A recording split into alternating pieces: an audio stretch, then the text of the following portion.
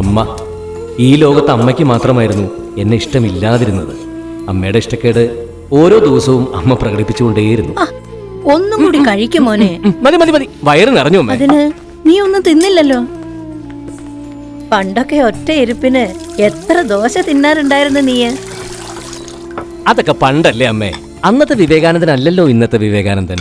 അത് ശരിയാ. ഇപ്പൊ നീ ഒരുപാട് മാറി. ഏതു നേരവും ഓട്ടം തന്നെയാ ഓട്ടം.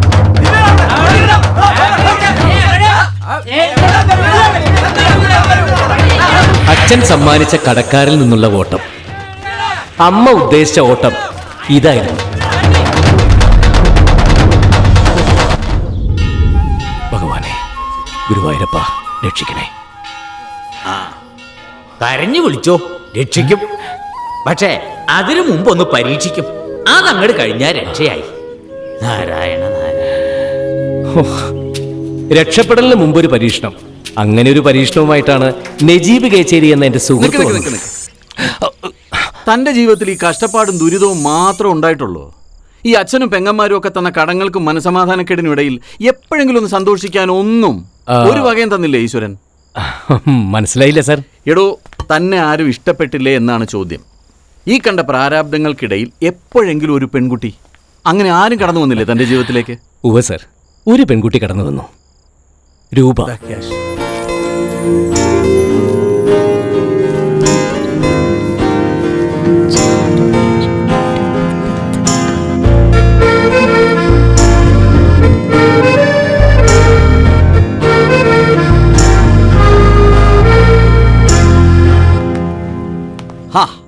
എന്നാൽ ഇനി ആ ഇഷ്ടത്തിന്റെ കഥ പറ. സാർ, ആ നജീബ് കേച്ചേരി സൈക്കിളിൽ വന്നോണ്ടിരിക്കുക. അവൻ വന്നോട്ടെ, ആദ്യം ഇത് പറ. എന്നിട്ട് അവൾ ജീവിതത്തിലേക്ക് കടന്നു വന്നിട്ട് രൂപയുടെ മൂല്യം കൂടിയോ അതോ കുറഞ്ഞോ? അന്താരാഷ്ട്ര മാർക്കറ്റിലെ ഏറ്റക്കുറച്ചിലുകൾക്കനുസരിച്ചാണല്ലോ സാർ രൂപയുടെ മൂല്യം എന്നും കൂടുകയും കുറയുകയൊക്കെ ചെയ്യുന്നത്. ആരായിരുന്നു ആ അന്താരാഷ്ട്ര മാർക്കറ്റ് അഥവാ അമേരിക്ക? അവളുടെ ആങ്ങള സബ് ഇൻസ്പെക്ടർ അജിത് കുമാർ.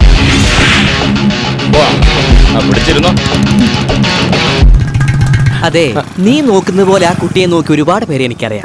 അവരുടെ എല്ലാം അസ്ഥിവാരം ബുള്ളറ്റിൽ പോയി അവളുടെ ആ ചേട്ടൻ പോലീസ് ഇടിച്ച് കലക്കി. അത്രയും മനസ്സിലായോ? അത്രയും മനസ്സിലായി. അല്ലെങ്കിൽ തന്നെ കടക്കാര് നിന്റെ ഒബ്ലാങ്കട്ട പൊട്ടിച്ച് ഓംലെറ്റ് അടിക്കാൻ നടക്കുക. ഇതിന്റെയൊക്കെ ഇടയിൽ കൂടെ ഹോം ഡിപ്പാർട്ട്മെന്റിനെ കൂടി ശത്രുവാക്കിയാൽ കൊള്ളാമെന്നൊരു ആഗ്രഹമുണ്ടോ? അങ്ങനെ ഒരു ആഗ്രഹമില്ല. ഇല്ലല്ലോ. എന്നാ വേഗം വണ്ടി കയറി മണ്ടാ നോക്ക്. കേറ്. അങ്ങനെയാണ് ഞാൻ അവളെ മറക്കാൻ തീരുമാനിച്ചത്. അവളുടെ വീട്, അവള് കടന്നു പോകുന്ന വഴികൾ,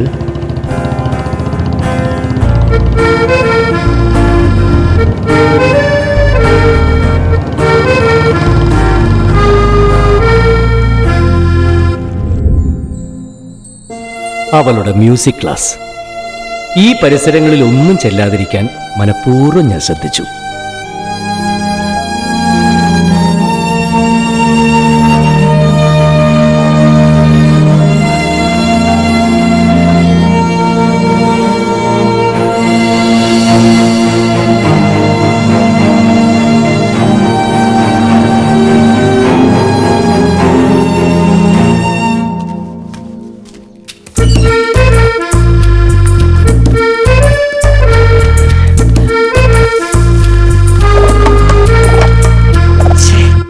എവിടെ പോയി കിടക്കുന്നു?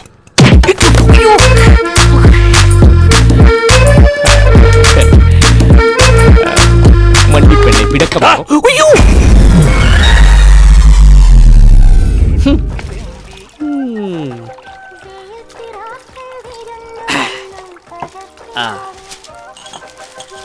വായിച്ചു പടി. ഓ പിന്നെ, അപ്പൊ എല്ലാം പറഞ്ഞ പോലെ കാര്യങ്ങൾ നടക്കട്ടെ. കാശ് എന്നിട്ട് പോടോ. എങ്ങനെ കാശ്? എന്നെ മനസ്സിലായില്ല. ഒരു സാംസ്കാരിക പ്രവർത്തകനോട് കാശ് ചോദിക്കും. നാണമില്ല തനിക്ക്? കവി സമ്മേളനം നടത്തി ഈ കട ഞാൻ പൊട്ടിക്കും. പിന്നെ സാരമില്ല, തൽക്കാലത്തേക്ക് ഞാൻ ക്ഷമിച്ചിരിക്കുന്നു. കാശ് വെച്ചിട്ട് പോടും.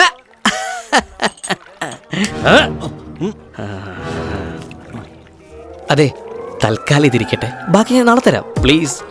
മേലാൽ ഇത് ആവർത്തിക്കരുത്. പാവം പേടിച്ചു പോയി. നജീബേ, ഫോൺ കിട്ടി.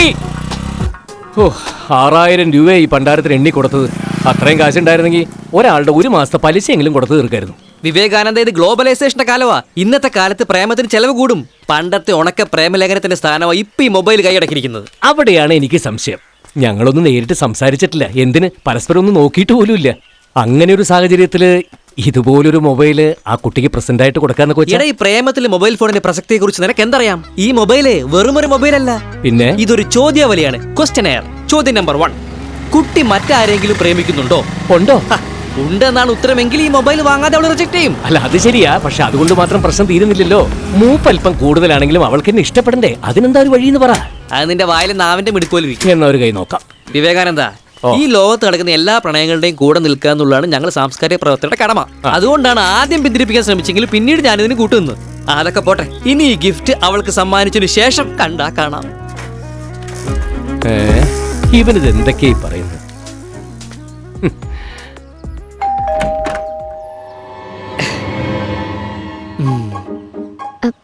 ചേട്ടൻ ഇവിടെ ഇല്ല. ഞാൻ വന്നത് ചേട്ടനെ കാണാനല്ല, കുട്ടിയെ കാണാനാ. എന്നെ കാണാനോ? അതെ. എന്താ കാര്യം? കുട്ടിയെ സ്വന്തം ATM കാർഡിനേക്കാളും സ്നേഹിക്കുന്ന ഒരു ചെറുപ്പക്കാരൻ ഈ നാട്ടിൽ ജീവിച്ചിരിക്കുന്നു. ഈ ഫോണിലെ ബ്ലൂടൂത്ത് വഴി അവന്റെ സ്നേഹം അവന് കുട്ടി അറിയിക്കണം. മനസ്സിലായില്ല? ദയവ് ചെയ്ത് സന്തോഷത്തോടെ അവൻ തന്നുവിട്ടിയ സമ്മാനം സ്വീകരിക്കണം. അതെ, പിന്നീട് എന്ത് സംഭവിച്ചു അതൊന്ന് പറ. എന്താണോ ഞാൻ പറയുന്നത് അത് തന്നെ സംഭവിച്ചു. ഈ മോഡലാണോ വാങ്ങിച്ചോണ്ട് വന്നേക്കണേ? ഒരു ഐഫോൺ വാങ്ങായിരുന്നില്ലേ? Not iPhone, your phone. IPhone. ഓ, ഫോൺ. അതൊക്കെ നമുക്ക് വാങ്ങിക്കാലോ. ആദ്യം കുട്ടി അവനൊന്ന് വിളിക്ക്, എന്നിട്ട് ഗിഫ്റ്റ് കിട്ടിയ കാര്യം പറയൂ. ആ ഫോണിന്റെ പേരെന്താ പറഞ്ഞ? മൈഫോണോ? മൈഫോൺ അല്ല, ഐഫോൺ. അതന്നെ, ആ ഫോണൊക്കെ പറന്ന് വരും. എന്നാ പിന്നെ ഇപ്പൊ തന്നെ വിളിച്ചേക്കാം. ആ നമ്പർ ഒന്ന് പറഞ്ഞു. 98470 98470 42 63. അയ്യോ,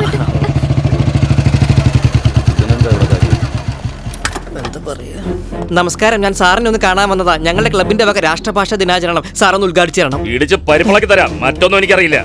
എന്തുവാടി കേറിപ്പടയാത്ത?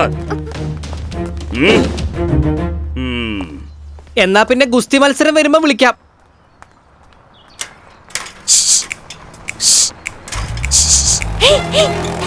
കാറ്റ് പോയോ? ഒരു നമ്പർ ഏതാ? ലാസ്റ്റ് 1. 4.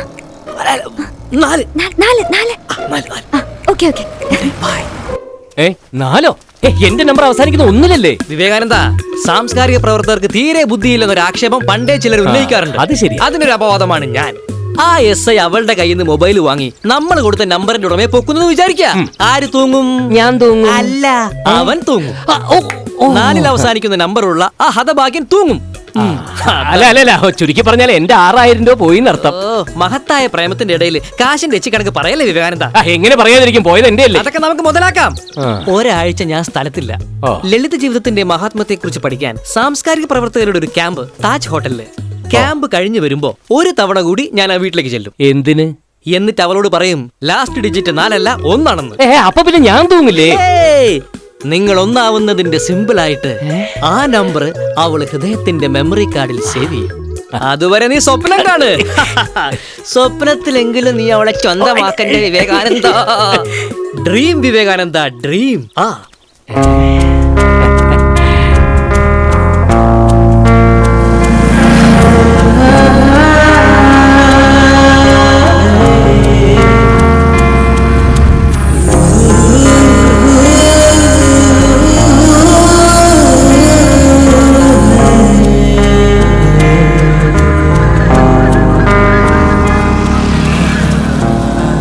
സിനിമയിലായിരുന്നെങ്കിൽ ശരിക്കൊരു പാട്ടിനുള്ള സിറ്റുവേഷൻ ആയിരുന്നു ഇത്.